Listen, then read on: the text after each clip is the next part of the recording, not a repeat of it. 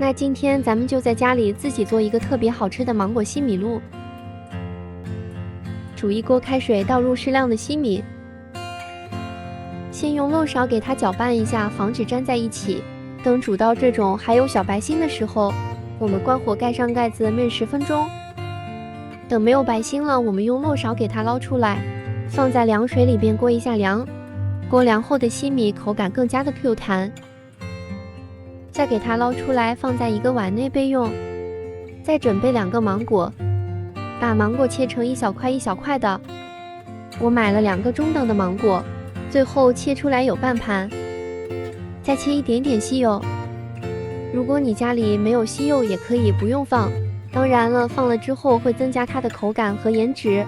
我们给它掰成一小块一小块的。准备一个料理机，把芒果的1/2放进来，再倒入没过芒果的椰浆或者是椰汁也可以。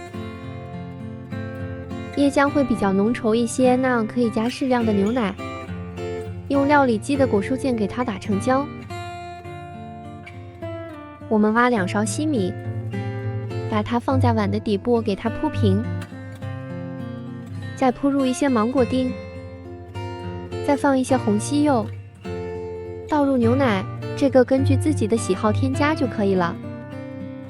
把打好的芒果浆给倒进来，最后再放一点芒果丁和红西柚做点缀，可以放在冰箱里冷藏半个小时到1个小时再喝。那样喝起来口感会更好。我们舀一勺，看一下里边有2种水果加西米。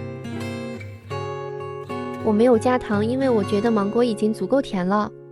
如果爱吃甜的，可以再加一点糖。真的好好吃呀，好吃到停不下来。